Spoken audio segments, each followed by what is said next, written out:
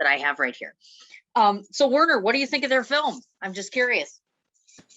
Okay, well, I have to say thank you very much for sharing that. That was really interesting. I love the how you got away with all the CGI.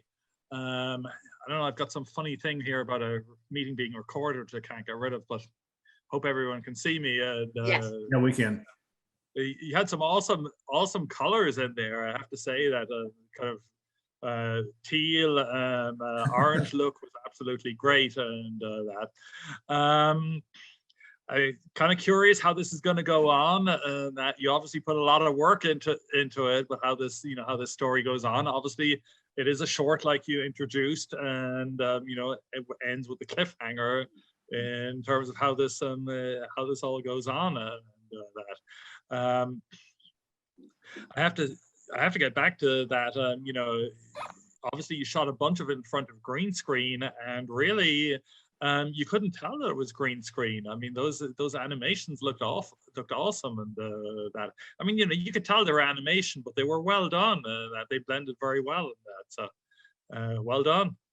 Thank you so much. We appreciate that. Thank you. I appreciate you sharing that. That's good for people to hear, obviously. Yeah, so the only one thing that I would say is, and this is obviously your choice, but I think for festival attention, you had about 4 minutes probably of individual frames at the end of it of everyone in there, and I would obviously defer to Cindy, but if she's running a festival, and I believe the sweet spot is generally less than 20 minutes, and that basically is 5 or 6 minutes of credits. You obviously had a lot of people involved there. I would suggest the reason I did that, Werner, is because this is a proof of concept short film. It is a short film, but it's also proof of concept. And for me, this was about showcasing the actors as well, because they worked so hard on this.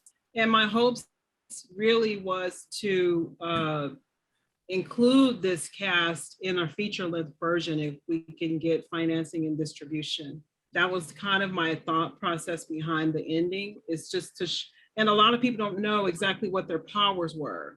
And it's hard to explain all those powers of all those people within 20 minutes. So I kind of had to do that at the end. So people go, oh, I see what her power was. Oh, okay, she was this and she was, yeah. So that was kind of my thought process. I know it is long at the end, but I just wanted to be clear that everybody knew what exactly each person's power was. It was kind of showing the reincarnation of each character. From the Egyptian part to the modern day. So it was, I do hope that if you do succeed in making it, that you don't have to end up replacing anybody, because otherwise you got to go back and shoot the first 15, 18 minutes that you've already done. Yeah, my dream would obviously just to keep the same actors that are already attached to the project in the feature. That's really my dream. So that was part of the reason why I did that at the end. But also, like Mike said, it was to show that the Egyptians and the modern day were one and the same people. The modern day characters were the reincarnation of the Egyptians. And a lot of people might not have caught that in the story. So that was kind of another reason at the end we did that. Yeah, but some of the people, you in particular, you kind of have a fairly distinctive look, and you can say, oh, okay, here she comes again, that, in the modern world and that. And I obviously didn't twig until you're halfway through, said, wait a minute, half of these people are the people who are here on the screen here are showing up here. I didn't realize that everyone was from your film. Robert, I know that you're muted, but do you have anything that you wish to add, or any commentary or any thoughts? No, it's just a real tribute to the filmmaking process. You've called on all of the elements. It's nice to see people creating anything. I think it's wonderful. Right, absolutely, you betcha. Any thoughts, anybody, on Timo's Winter? What did you think? Yeah, that was right. Ooh. Oh yeah, that you felt so sorry, that poor little guy. He was a good actor. You can't even finish. He is a good actor, that little kid. He I'm not sucked sure me right in. Oh yeah.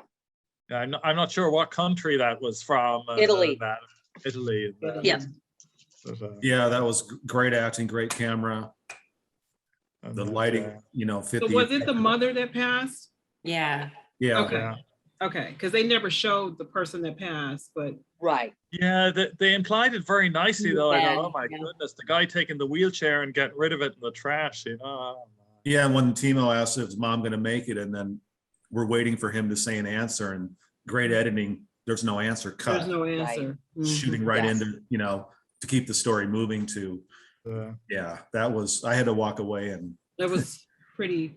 put a little powder Heavy, back yeah. on the tears. Right. Thank you, Cindy, you might have- Right. Thank you. Cindy, you There you told go. us in advance what was going to happen. And Well, I think look for I'm- chances to cry because then people won't see me cry. So I'm like, this is perfect because nobody's gonna not cry at this. I mean, it's a killer. And the filmmaker is extraordinary. He's a lovely person. It's a beautiful project. It's done extremely well.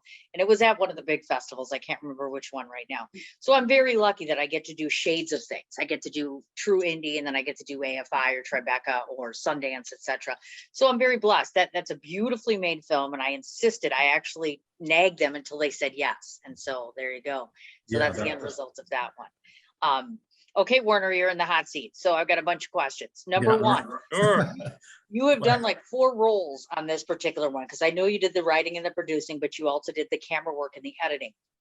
So oftentimes when people are doing a menagerie of different things, it begs to ask the question of all the things that you did, are you the true writer at heart, in which case you're just helping out with the other things, or do you truly enjoy wearing all those hats? Okay, well, while I do write some of my projects, this one was not actually written by me. This was Werner Oh, you're Jauch. right. You know what? It was directed by you though. Who wrote this Director, one. camera, and edit. My apologies. Go ahead. Yes, yes. So, I mean, yes, I mean, you know, yeah, I enjoy all of them, and sometimes I end up directing and DP. Sometimes one or the other. It kind of depends, and sometimes somebody else directs and I just shoot it, and that. So it varies, and you know, this was an incredibly small, you know, small number of people, a bunch of people wearing multiple hats, and that. I mean, you saw most of the people on screen, and then there was just 2 or 3 others helping out. I kind of tend to stay in that niche a lot where it's relatively small people. Although a number of times when somebody else has been directing and, you know, it's a much bigger cast than that, then I've just shot it and that. So yes, I enjoy the cinematography, the directing, and you know, yeah, the editing I can take or leave. That, quite honestly. But Yeah. after today's shoot, you know, yeah, got a rather cool little film called Dead Silent that I just shot, and I'm gonna enjoy editing that one. We got excellent coverage and great performances. I was just thinking about this earlier. Now you're another project where we're talking about $1,000 or so to actually film the project. And as you mentioned, you have a small amount of cast. So I've been asking filmmakers along to talk about their experience. I have a huge admiration for people that take this amount of money and produce something that's like this size. So my question to you is, if a filmmaker happens to watch this interview, tell me the one thing that you're most proud of that you did with that amount of money, because there's a whole lot that one could point out, but for you in particular, what did you do with that money that made the most difference? Well, what made the most difference, I would say, is that the actor and crew got paid. That's awesome. You know, it wasn't a huge amount of pay, but they got paid. Sure. And that is a couple of things. You know, it represents the value that they all bring to the project. It also means, you know, in Florida, a lot of stuff is, oh, I'll help you out in mine, you help me out on mine, and that sort of thing. And it kind of does put a project just one step above, where there's even a little bit of finance involved, and that. Also, I'd like to kind of think it means that hopefully the people who say yes will actually show up to that, because I've been in that situation as well, where my audio guy ended up playing a character because somebody didn't show up. that was a few years ago. That's So, awesome. That is, that just that pitching in and helping makes all the difference in the world sometimes. I also noted that you had actually finished it in July of 2020 and then actually released it in December. So that's about 5 months, I'm guessing, to clean it up and edit it, etc. So would that be right? No, I mean, we shot it in January, and then if you remember, I shot 2 films simultaneously, so that was kind of Oh, fun going yes. back and forth, editing one and the other, and that. And I think around about May was probably the time that that I said, okay, they're both pretty much done now, and then started submitting it to film festivals. So there's, I don't tend to be the best on IMDb and keeping that up to Which date. is where I got that from. So it may have been that I only finally put down. I think IMDb says that when it is played, when a film is played at its first festival, it's considered released. Okay, that makes sense then.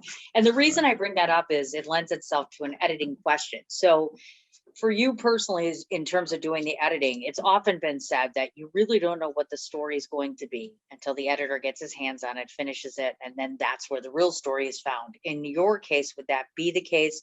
And moreover, is there such a thing as excessive editing? Somebody had said that to me. They're like, don't you just hate that excessive editing? Whatever the hell that means, which I don't know.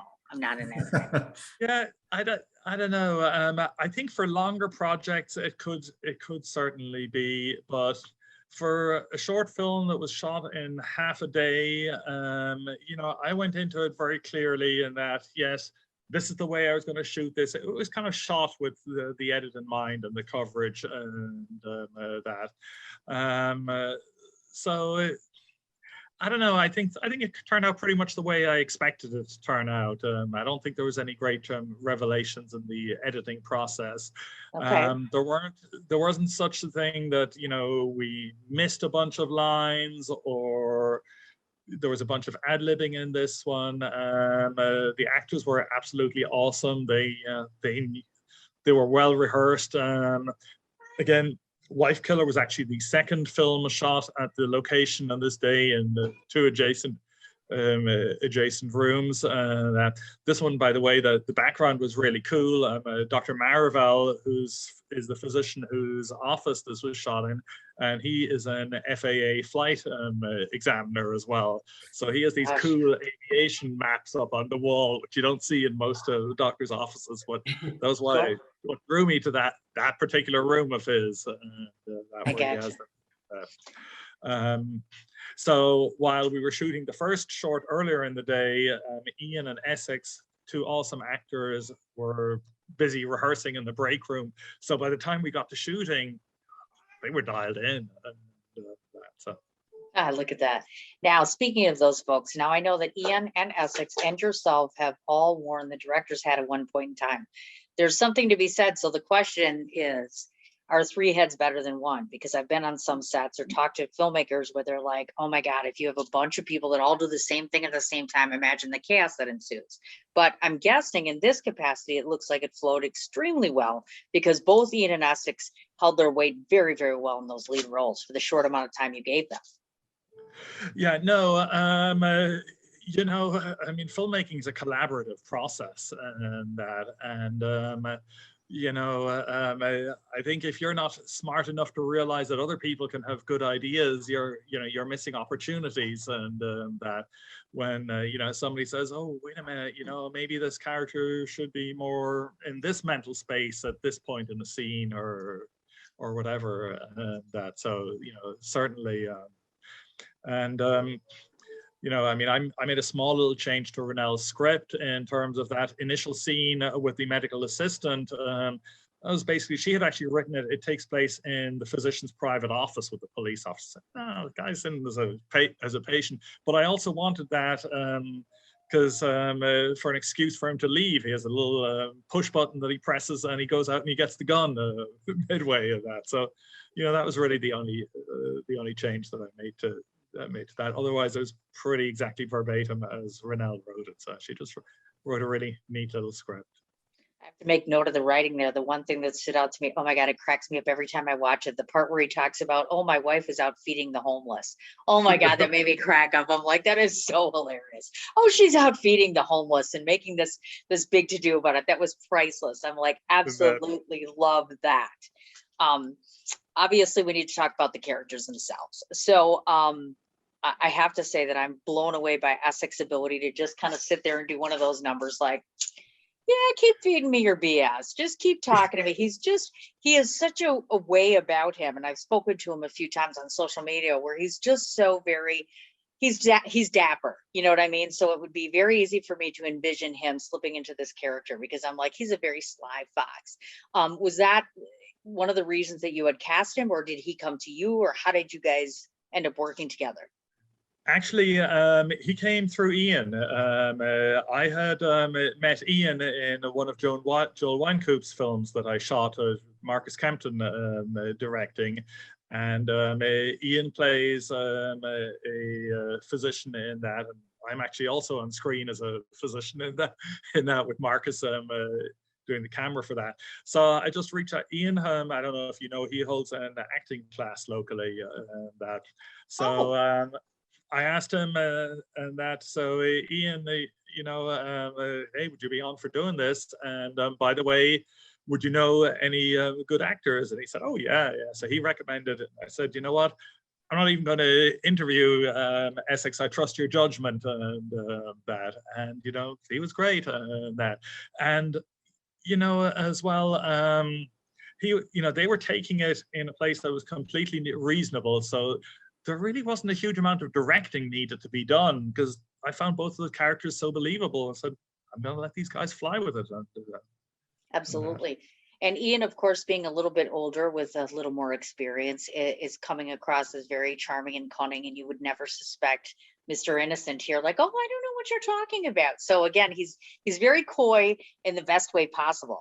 And oftentimes, somebody told me not so long ago that the best combination are two actors that are put in a room together that can play off of one another in such a way where their real life personality literally transcends onto the screen. And it seems like that's altogether very true in this particular circumstance. It's short and it's sweet, but it's perfect timing wise. I have to say that question about Ian, I thought about this for a minute. What if you were to, and this is just me, I'm always suggesting to people to make more movies all the time. So what if you, for instance, had a second series where all of a sudden you find out what happens to the doctor, and then maybe this police officer goes kind of on the prowl looking for other people? Was there ever a thought of maybe kind of stretching this out with the both of them? Because it makes you want more, doesn't it? Yeah, I mean, there was no thought of it of that. Remember, again, I'm not the writer. This was Renelle's baby, Right. And I mean, she writes a bunch of stuff. She's actually pretty busy at the moment, I gather. So Oh. I don't think she's going to be continuing this. I was actually going to be shooting another short film for her in the near future, but Okay. she's had some family health issues, so I don't doubt that she's going to be watching and that. But I wish her all the best. But that's being postponed at this stage. And You bet. I almost forgot.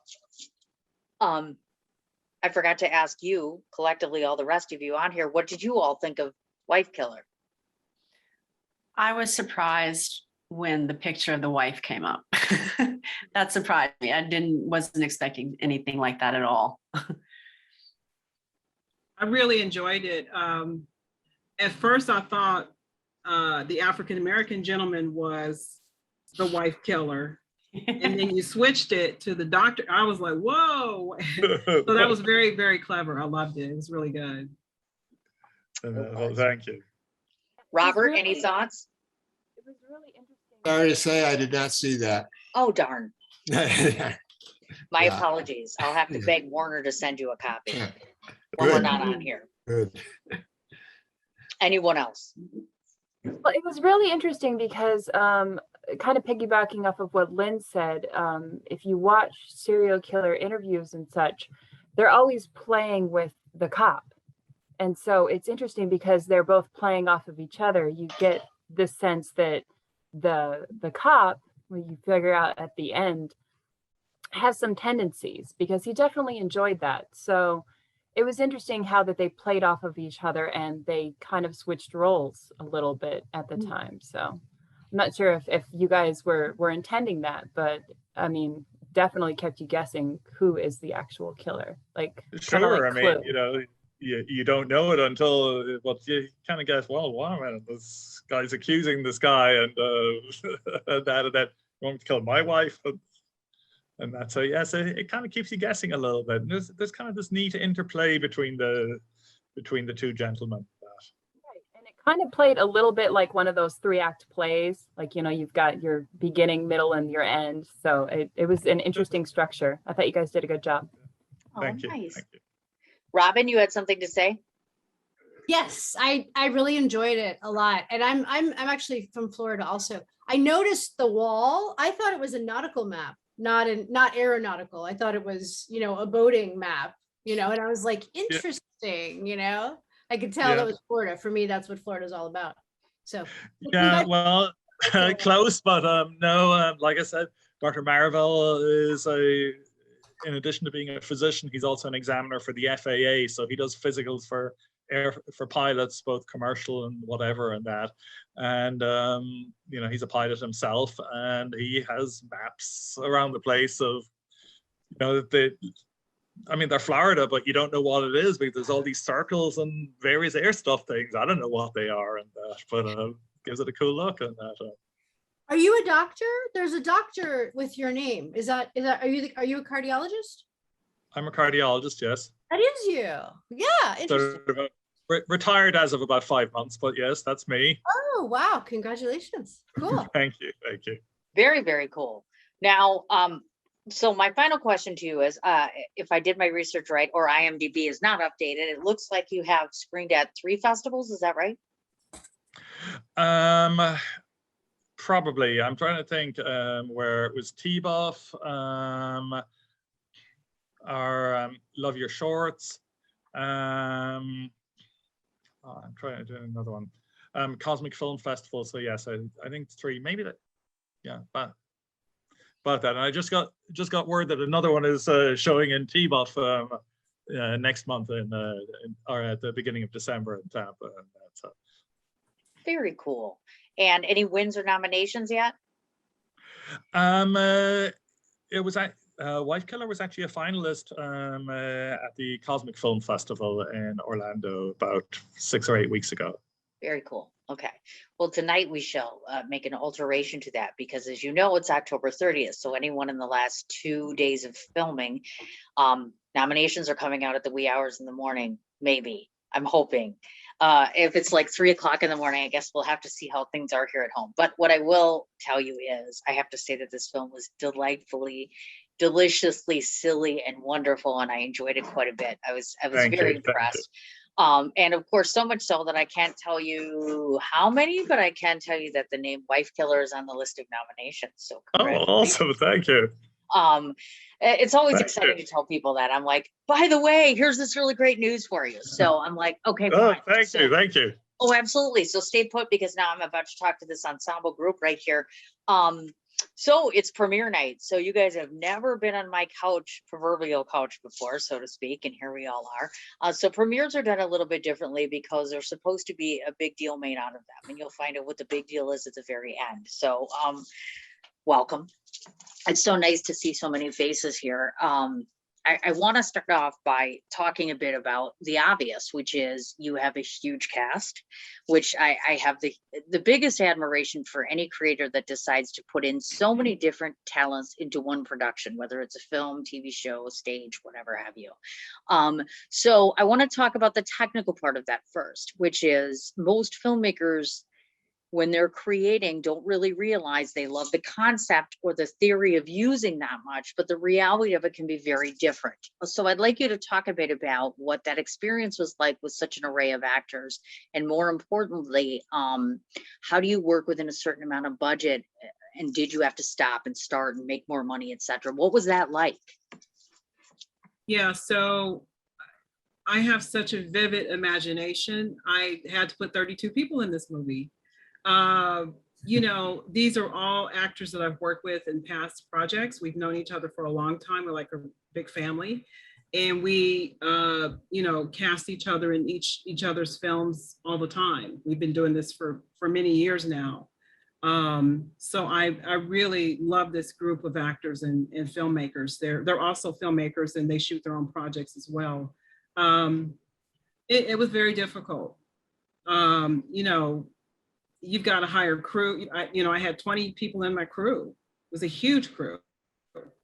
And so it was very, very difficult. I had to do a crowdfund campaign. We raised a couple of grand. That helped a lot. You know, I had other producers, you know, invest and put in money. That helped. But most of it was me. It was all me. And so I had to spread out the time of pre-production. You know, pre-production was like a year because I had to just keep building money and putting money back for this and, you know, paying for this and getting this out the way and paying for that and getting this out the way before, you know, we could actually shoot this thing. So I had to spread the time out as far as, you know, financing, because most of it was just coming out of my pocket. So it was very difficult, but, you know, I try not to cut any corners because I really wanted it to just be absolutely fantastic. And I wanted to get it right. So it was worth stretching it out and making some time to build the financing that I needed to really make this a fantastic project. No, Well- oh, sorry, Cindy. Oh, no, Mike, go ahead. In reality, that's the long part of everything, is putting all that stuff together. I mean, we only shot 2 days. We did one green screen day at LA. What? That's the whole thing. We Lynn and shot I for got 16 We hours. got 1 hour of sleep. So we did green screen at LA Film School, and the very next day we did green screen at Envisionate in Burbank. Oh my And God. shot the stills and you shot would- the still photos in those 2 days. You would think that production was 90 days and that pre-production costumes and things would take a week or two. It was Absolutely. the opposite. We had all of our ducks in a row so much that we knew, and everybody did, because we, like Lynn said, we've all done feature films and we cast each other if they're right for the role. And we knew they could do the work and there wouldn't be any hiccups, especially with the crew. And obviously, I wore like 5 different hats on this thing, and a lot of people wore different hats. So yeah, a lot of people don't know that long of a movie can be shot in 2 days. So Yeah, we like to piggyback off of what Mike just said, everything was so tight, Cindy. We had everything so organized, it's down to the T of how we were going to do things, because we knew we only had 2 days to shoot. So it had to be literally just super, super organized and super, super tight. The schedule was tight. We knew it was going to be 16-hour days, but it was so well organized that everything just flowed very nicely, because we knew exactly what we were going to be up against, which was, you know, late fees at these studios if you go over the time, you know, so we had to take all that into consideration, you know, shooting at these studios. So yeah. Well, and with a production like yours, it's obvious some of the main components that one worries about when you're talking about a 16-hour day. I'm curious to ask, it's very obvious there are costumes here, there is makeup here, there are special effects here, etc. Even just the makeup and the costumes alone, did that eat up a good fraction of the time, because everyone's being made up in different dresses and obviously the different facial things? So talk a bit about what were your influences? I know, of course, you talked about the Egyptian thing, but what were your influences to where some of the women had certain sorts of makeup and others had different things? Where did all of that come from? So my key makeup artist, Renee Perry, I had a huge meeting with her and I said, look, I have 32 cast members that need makeup. There's going to be 6 makeup artists. We sat down and we discussed what each character needed. This is how I want her makeup to look. This is how I want his makeup to look. Put a little bit of green on him, put some gold on him. Like, it was very, very meticulous. And she's very meticulous in detail. She got it right away. She understood, and she really took the reins over the makeup. Like, after I explained everything, she got it. She really just handled handled it. Because I said, I'm not going to have time to talk to you about this on set. I'm just going to be too overwhelmed. She got it. And we had actual sheets up of each character and what their makeup would look like. So each makeup artist that had that person knew exactly what to do to that character. That's how detailed it was. We literally had Mike Breyer's picture up on a wall. This is his makeup. This is the way you do it. No questions asked, do it, done. And that's how meticulous this production was. We just didn't have time to play around with it. The thing is, we've all worked together so many times that we act, direct, edit, do props, that we just save money that way. Oh, You know, sure. we just, everybody can do more than one thing. So that's how things become tight. And then there's also that aspect of trust. If if you're solely focused on that, I can go play Enipheres or Edie in the, Lynn, and she's fully trustworthy that outcome of that person's job is going to be completed. I getcha. You have to let go and let the person do what they know how to do best. Like, makeup's not my world. Like, I don't know anything, this is your world. I'm going to trust that you can handle it, delegate. You have all the tools you need, and then I can go off and do other stuff. So that was how we handled that part of it. Well, and on the costume side of things, I'd known one filmmaker that had these very elaborate costumes. And of course, it would just literally go from one shop to another shop, either a resale shop or a theater prop shop. Did you do something along the same vein, or did everybody bring their own costumes themselves, or how did that work? So the costumes, We're all it laughing. took me They go, yeah. 3 months. It was 3 months of picking out costumes. I was very, very meticulous about the costumes for each character because they all had their own power. Sure. So I didn't want anybody to look the same. I wanted everybody to look different, but I wanted them to all really shine. So it took me about 3 months to pick out the costumes. I went to a costume house here in North Hollywood and meticulously picked out each costume. We had a dress rehearsal. Everybody came to the costume place and tried on their outfits. I made sure that everything fit perfect. It looked right. It was the right feel for that character. So that was about a 4 or 5 month process. And then we had to order mine because we couldn't find anything that suited my character. So we ordered it online and got it the day before we were going to shoot, Yeah.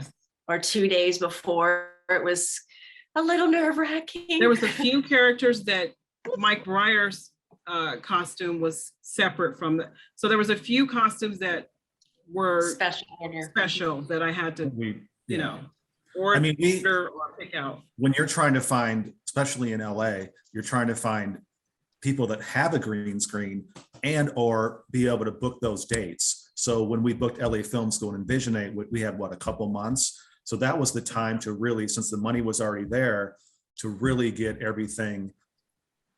I'm a double Virgo, so detail, attention to detail. And Lynn actually, I think, surpasses me in that aspect. So that's just how we roll. It was like, we're shooting in 2 months. We got to have a dress rehearsal. I have the costumes. I know the costumes that I want. And here's the dates of the dress rehearsal. And if that costume did not fit the character, I'd have to go back to square one and figure out another way to make that character stand out. So it was a very long process for the costumes, but it was all so worth it. And Absolutely. And the dry cleaning and taking back. Oh yeah, dry cleaning. And not to mention the props. Jeez. I have to bring up the props because Lynn ordered a boulder for the strength lifting the boulder, and it was about that big. It was like this. So I spent. I said, DH, can you make me a rock? She was like, what? So I spent about 2 weeks making the boulder from paper mache. Oh my God. That big boulder. Lynn still has it. That's awesome. That's so cool. I mean, talk about pitching in and everybody helping out and doing that. That's so cool. The other thing I noticed was that, and I've only said this a few times, but nobody got beat with the ugly stick in your film. It's amazing to me that there are no ugly people in your film, because that's not reality. Okay, I'm ugly. Okay, I'm not feeling the No, great. you're not. No, you're not. You're not. ugly, What is up with you Cindy. casting pretty people? We're using you in I one of our next know. films. I thought we all looked No, very you're not. genuine. I No. didn't think about being pretty people. I thought everybody looked quite genuine and different. But Yes. now that you mention it, we looked Well, good. now but that you mentioned it, they are pretty. I think I that mean, was seriously, try hair and naming one makeup ugly and- person. You can't, because they're not. There isn't one. And that lady, and I wrote her name down yesterday. The lady with the red hair, you know, the one that looks like that's got the pregnant belly. Don't tell me she doesn't look like that Real Housewife Oh, of she's Dallas, beautiful. because Oh, she does. Adra. Eh, You tell her that. Oh, Adra, I'm Real trying to Housewives figure of out. Gorgeous. Oh, I'm yeah, looking down at Adra's- Robin, then I went up to Adra's Jessica. actually I'm- beautiful. no, Yeah, yeah. has the Adra's red the hair, one with the every- red hair. Yep. She's She's gorgeous. very cute, and she looks like a Yeah. housewife. So I'm like, okay, so was that intentional? Because let's get real. I mean, everybody in Hollywood is pretty. Everybody in India is pretty. But seriously, it's like 30 people that are pretty. How did you do this? Oh, everybody's gonna love hearing that compliment. I ain't lying. You should see the pretty people. Gonna we blow had to their turn heads up, down. Cindy. Oh, We had a well, lot of pretty people we had to turn down. oh, I imagine so. Yeah. Trust the crew Really was pretty did. and handsome too. Oh gosh. I think Crew's that, all in the film. We're all actors. Yeah. well, that's what I Thanks, mean. Mom. I feel like oftentimes that's the hardest part too, is that obviously I'm sure it wasn't intentional, but you end up with this beautiful array of different people. And then as you mentioned, Mike, obviously you have to turn people down. So in your minds, did you have set criteria on exactly what you were looking for? Because it sounds like Lynn every day wakes up with these 8,000 things in her head. Like, it's just going to be this way. And that's all there is. It's not quite like that, but since Lynn is sort of Egyptian, and I believe she really thinks she's reincarnated from as a spiritual healer, she dreams of these characters Yeah. and she draws the costumes and she knows the costumes. So she'll look at headshots or we'll go through our friends list. And she's like, it's just not quite working for me. Yeah, I mean, DH's Yeah, character. Go ahead, Lynn. Yeah. Robin's character, Jessica Ryan's character, Mike Breyer's character was very, very specific. Like I knew exactly who they would play because I've seen them in previous films. I know their work. I know their essence. And so Celia was perfect for DH. Nobody else could do that. Nobody else could play that part but her. Nobody else could be Fanta. Jessica was Nebula to a T. Mike was Nebula and Hannibal to a T. Like there was just no question about who I was going to put in that role. It had to fit them. If it didn't fit, then it just didn't fit. But I could just envision them in those roles, and it just was magic.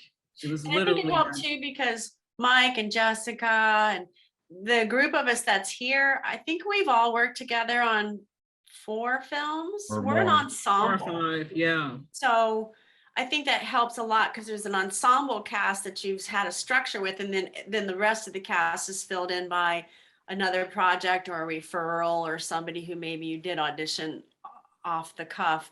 But working with an ensemble cast, I think gives her an advantage because she knows what our characteristics, what we're capable of for the character. So we didn't have to audition to prove that we could do it.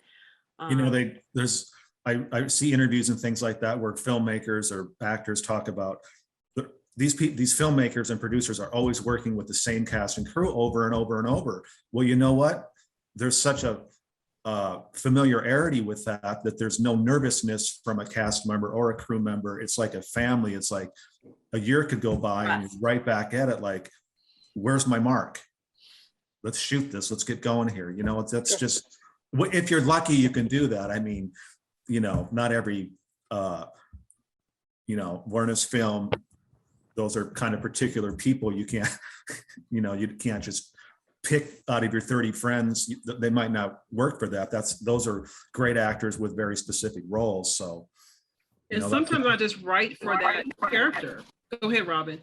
Well, I was just going to say what to me is so amazing about this project is that Lynn really realized her vision on screen. This was such a part of her, and she wrote it, and she and she was so meticulous with every little part, you know. I mean, Mike did a ton of work too, and especially the editing and stuff. But Lynn, I mean, I just, we've all been in Hollywood a while, you know, and so you see, I've never seen so much heart. I'm, you know, it's so close to her, and that's so beautiful that she, you know, and it was a tremendous amount of work on her part, and I, you know, and I think it's, I think it's really special in that way, you know. Well, oh no, go ahead. I'm sorry. Everything you see on Lynn made a decision about everything. It was either collaboration or something, and she worked for, you know, she's already said, but I can't overstress it enough, for months. Everything had a decision, and it was also important to her that she showed everybody's best. So you were saying that there wasn't, I think you said there wasn't an ugly person or something. Right, everybody's pretty, nobody's ugly. Yes. So, but Hashtag attractive cast. Sorry. it was her that everybody had their best, and that's just who she is, and that's another reason why I think we all come back to her, because we respect her vision, we appreciate it, and anytime she includes us in any of her projects, her or Mike or any of us, it's basically it's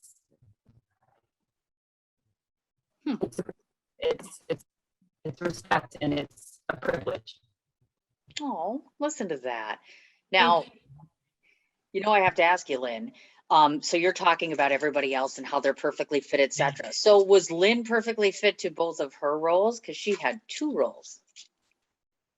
Yes. You know, I'm a very critical of myself.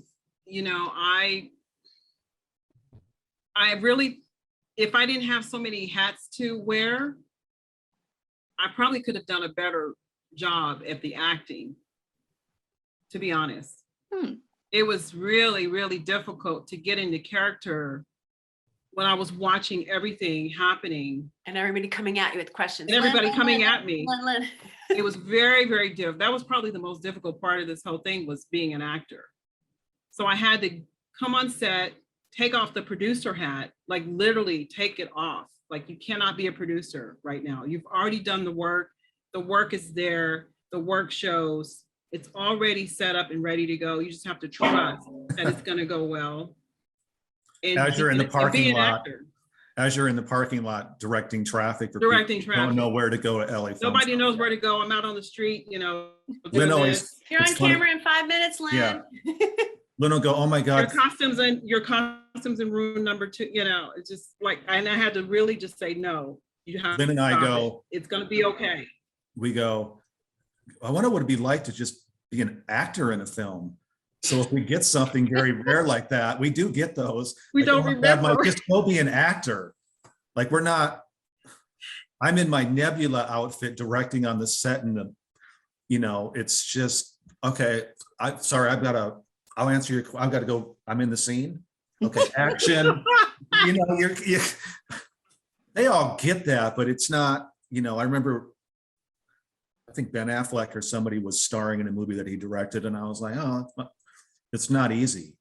You know, Sure. Lynn, we got 1 hour of sleep because I stayed at her house those 2 nights, and we got to show up with our happy, hi everyone. We're exhausted, yes. wondering if everything is going to go smooth, or we're going to have any problems. Yeah, You there's, know. yeah. Is there cheese on the craft service? It's like 6 a.m. Okay. Did Just go somebody get make your- coffee? Oh my God, Yeah, there's no go coffee. to the green room and sit in your chair and do hair and make, you're good. Oh, geez. Now, what I found is most interesting, genre-wise, it's pretty rare to find your specialty. I mean, when we talk about me, if I were to classify your film, I would say it was more like a sci-fi thriller sort of thing. Some might call it experimental. I was kind of sticking with the sci-fi thing. You don't see as much of that anymore, and that's another big kudos to you. Taking on that genre to some extent is not easy to do because obviously you're dealing with a period of time where there's all sorts of obstacles that come along with that. So in retrospect, would you or had you ever considered just doing this as a dramatic film and maybe not so much within that period, take the Egyptian portion of it out and have it be a dramatic film? Because I could have easily seen that. Well, I'm glad you asked that because the feature-length version that I've written is called Illumination Paradox. That Oh, is almost all in modern day. About an hour and 20 minutes or so is all modern day with Egyptian flashbacks. oh, So the feature is pretty much all the modern day characters. okay, And then at the end, they find out that they're the reincarnates of the Egyptians. okay. So that's how the feature is written.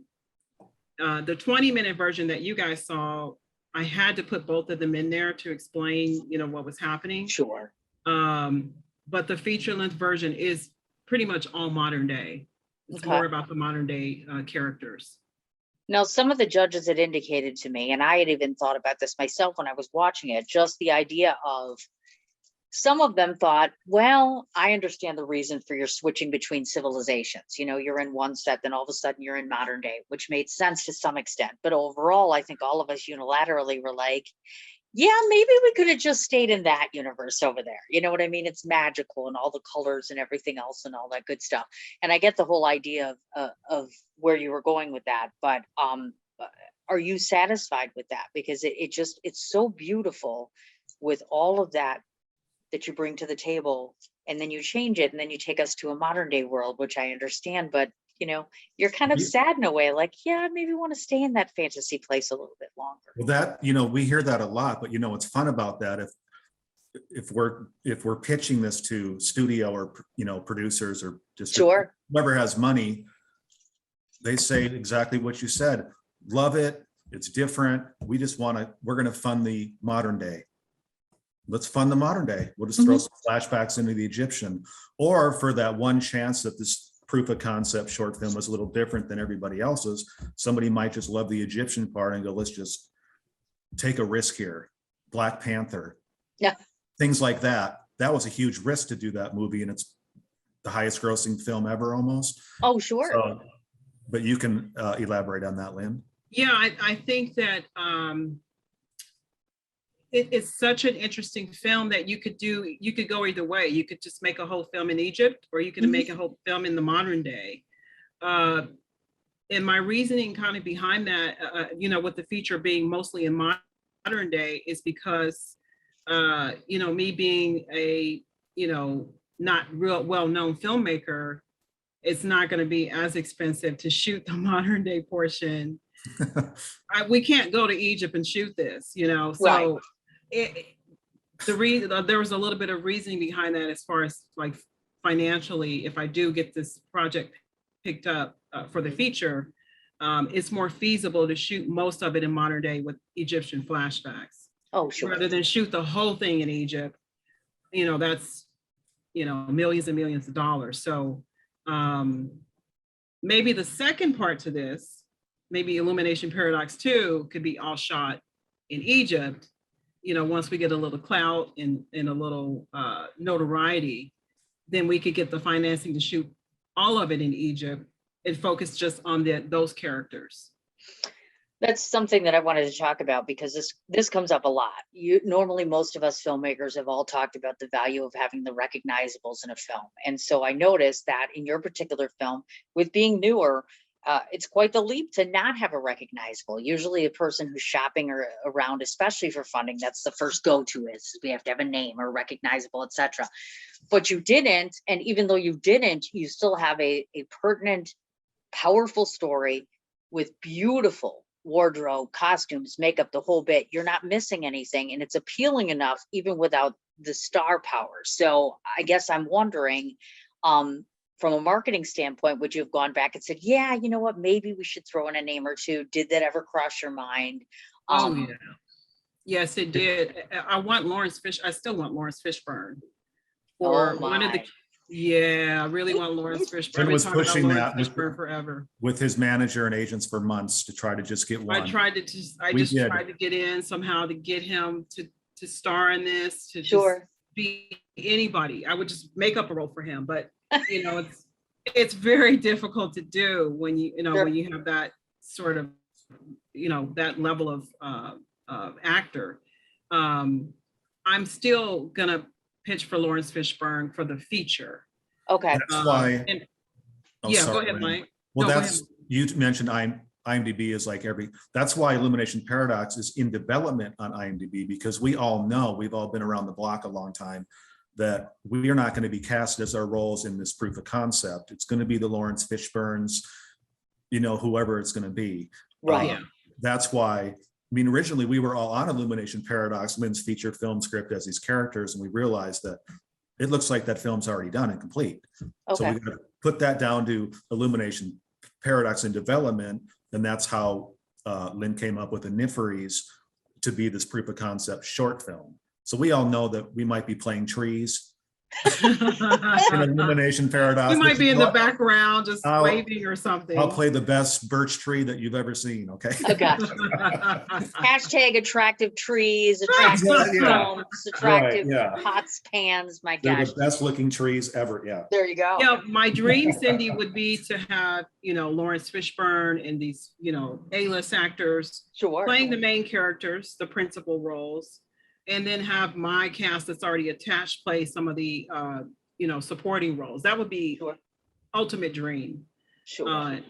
So We'll see. how it won't we? goes. Exactly. That's exactly right. Now, so that begs me to ask the question. So when you finished it, and have you shopped it around at all? And how are you doing? What's the status as of now as far as this project?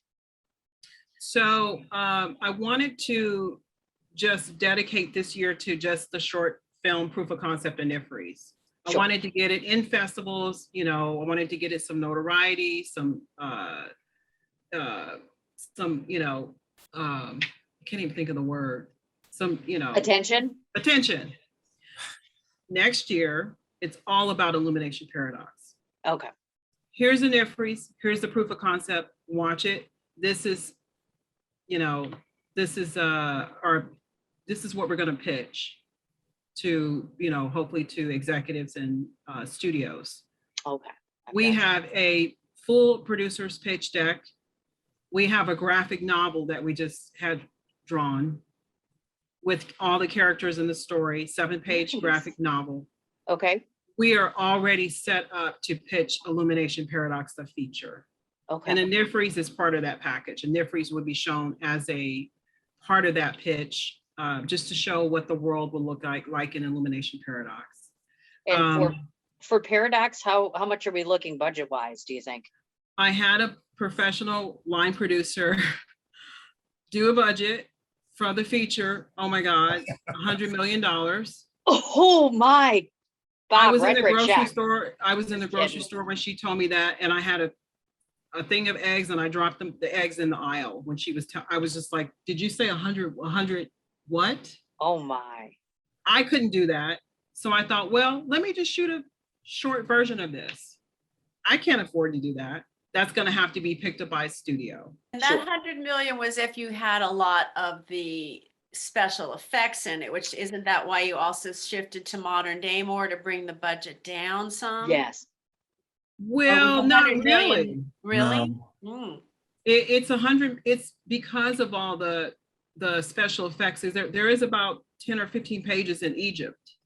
Still. So those costumes are, and the whole, That's the top of the line special effects people. That's kind of where that that's And there was top no actors. diddling around with, that's if you want the best film possible. Medium would be 50,000, Million. 50,000 Okay. would be medium. Okay. I gotcha. So Okay. That's a question I forgot to ask, by the way. As far as I just spoke to a filmmaker the other day, and I'm kind of the same way. So don't take this offensively, but I'll be sitting at home and I'll be watching a movie, and I'm like, obviously, I'm with a professional actor, so I covet the role that an actor plays tremendously. And I dislike it when they get replaced by CGI elements. You know what I mean? Like Josh Brolin's really playing Thanos, but he's really not playing Thanos because there's that big production.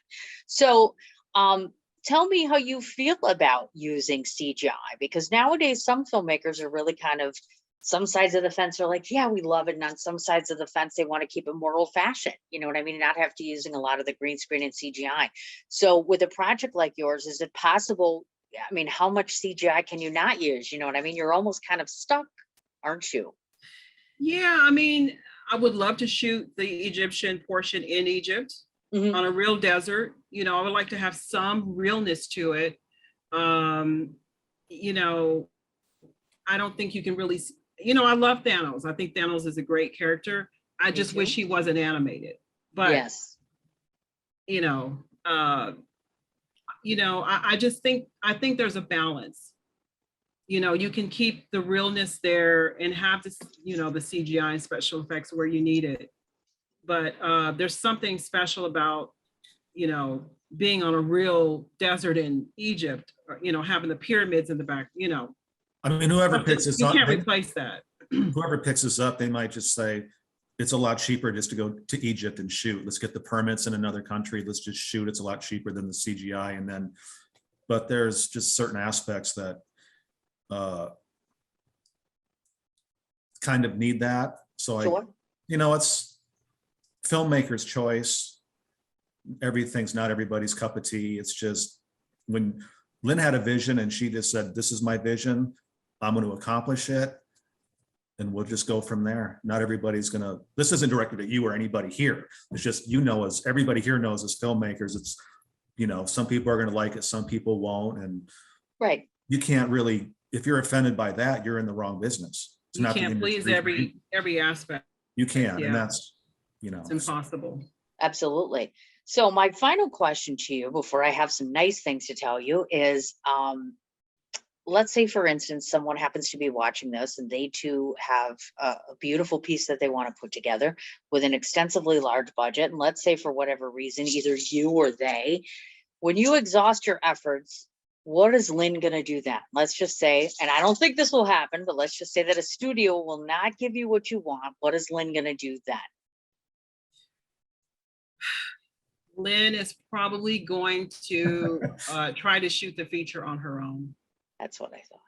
Would you recommend that to people? Do you really think that sometimes, no matter what the budget might be, no matter how big it is, do you really think that people can try to pull it off? I think that there's a lot of people out there wanting to do projects, but they're so afraid of lack of budget or lack of whatever, or, people without big backings oftentimes become far more timid when it comes to trying on a theater project.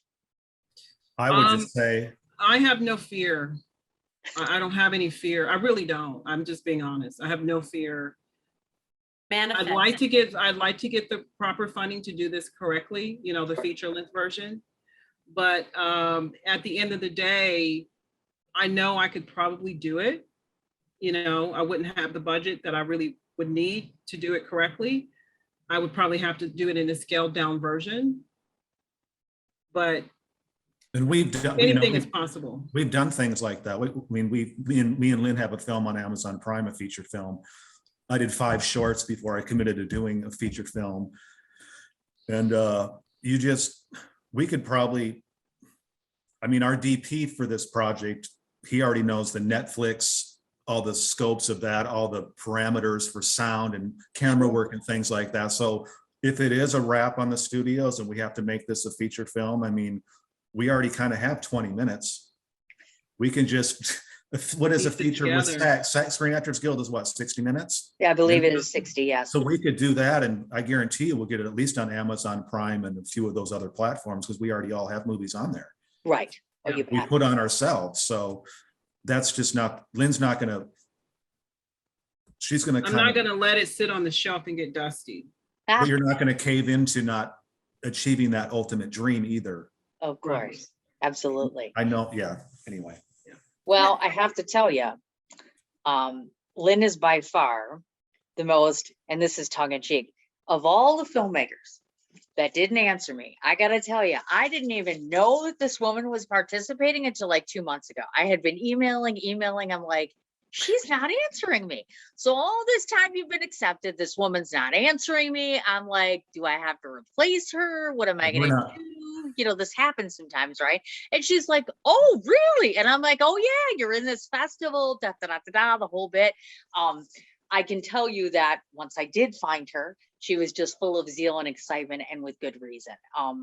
I obviously screen all of these films myself. Oftentimes I recuse myself because once I get to know someone, I think it's very inappropriate for me to judge them. If you're going to win something, you should win it, not because I know you, but because it's that good. I'm always amazed by the ability that new filmmakers or people first starting out can achieve. And even more so when you have constraints of all sorts of magnitudes, whether it be lack of having enough cast or enough help, enough cast and crew. You're a very determined woman, and what you've put together is a project that is just magnanimous in many ways.